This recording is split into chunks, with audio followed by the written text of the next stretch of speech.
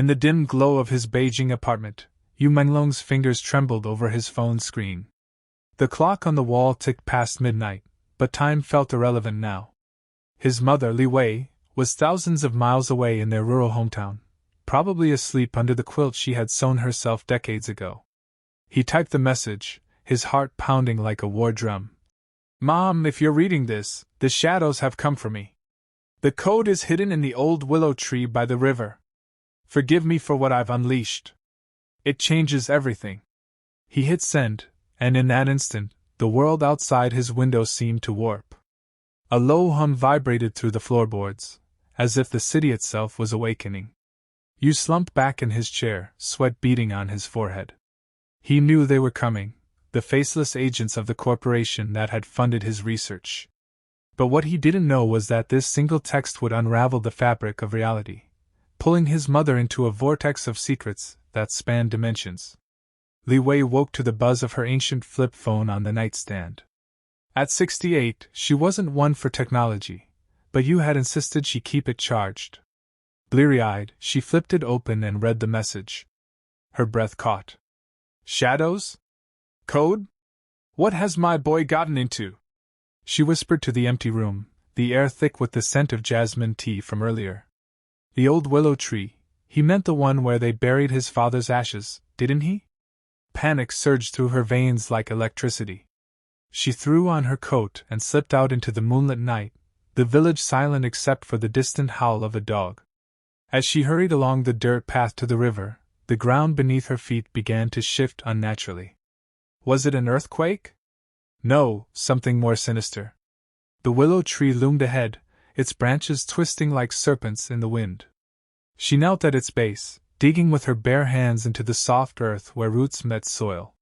Her nails scraped against something hard, a small metal box, rusted but intact.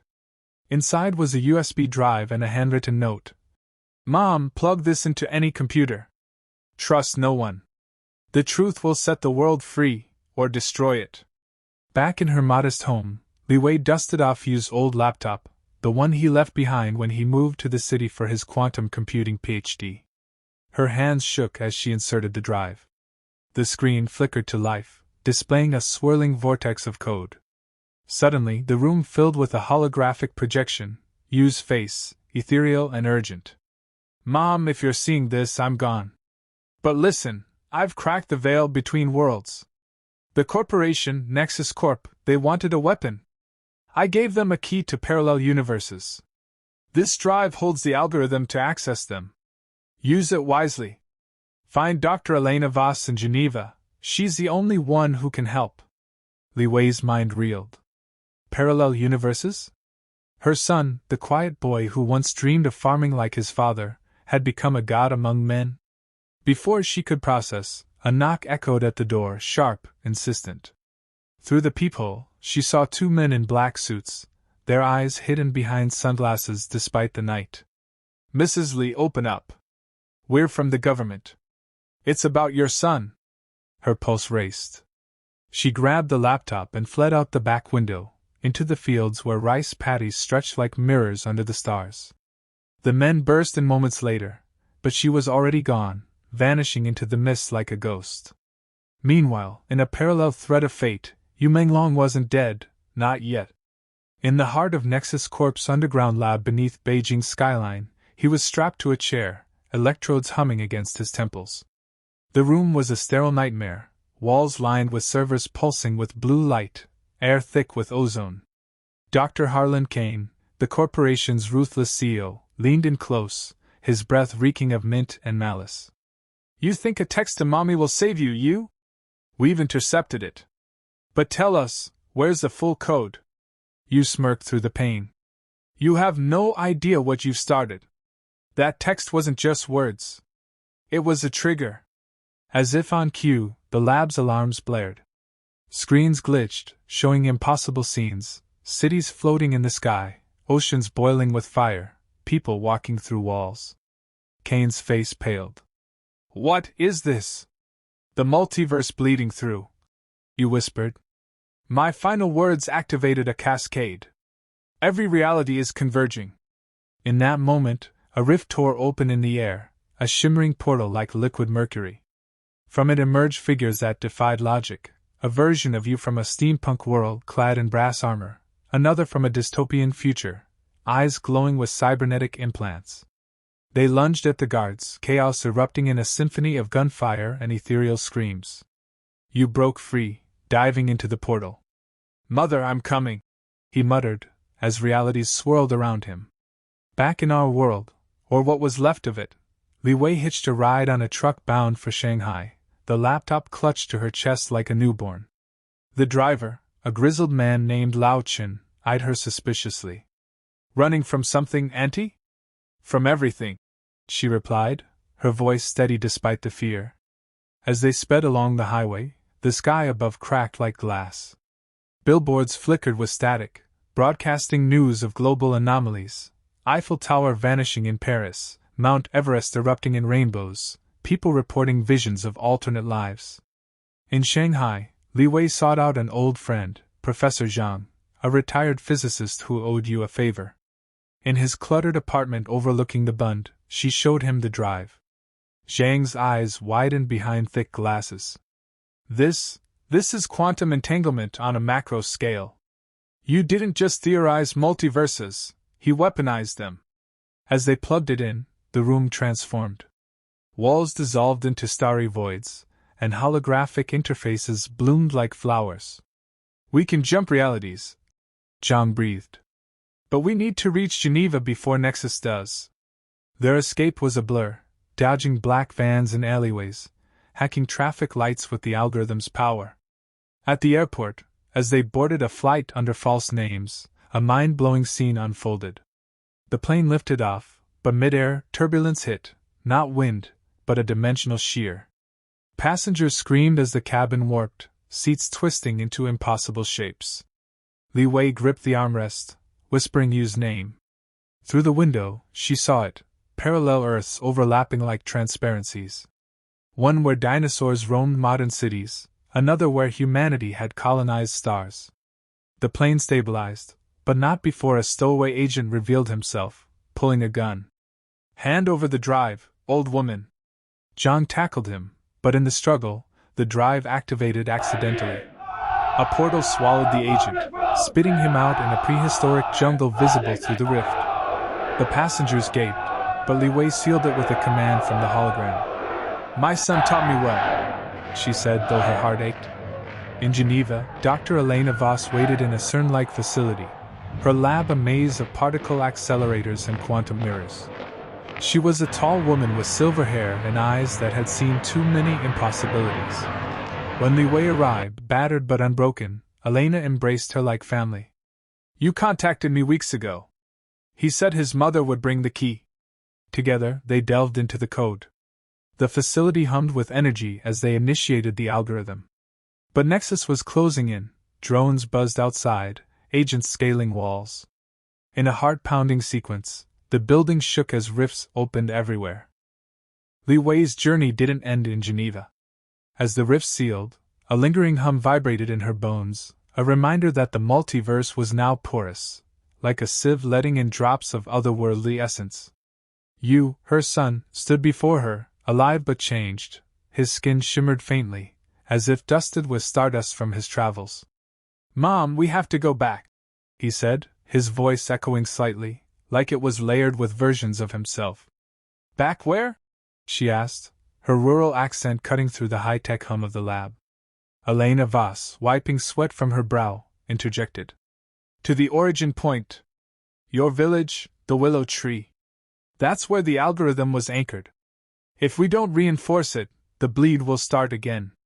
The trio, mother, son, and scientist, commandeered a private jet from Elena's contacts, soaring over oceans that now rippled with anomalous colors, purples and greens from leaked dimensions.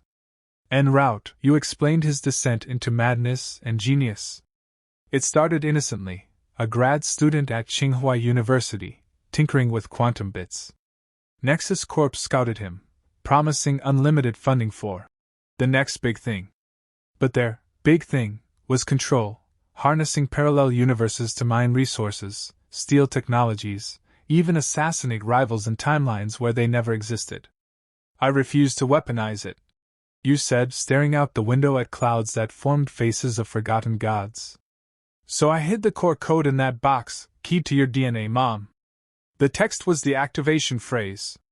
It scanned your phone's biometrics when you read it. Li Wei nodded, absorbing the impossibility. Your father always said you were destined for greatness. But this is beyond the stars. Landing in China was a stealth operation.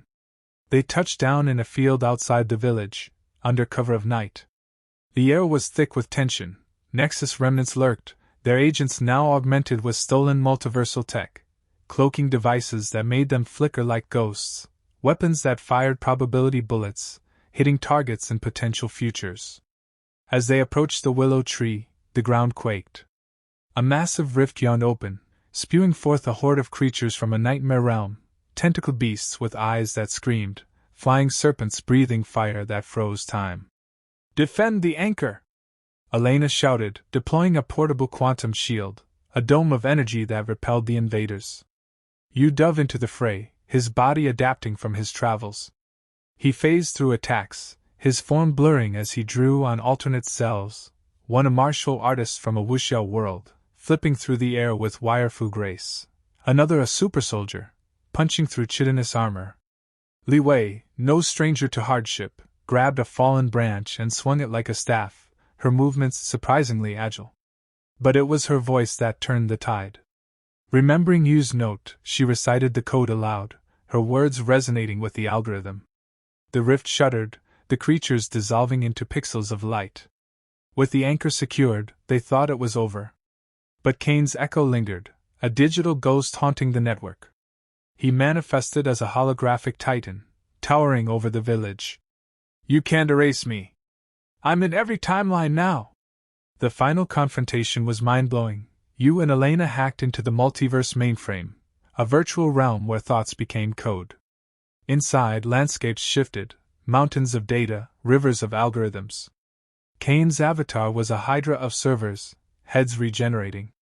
Li Wei, connected via a neural link, provided the human element.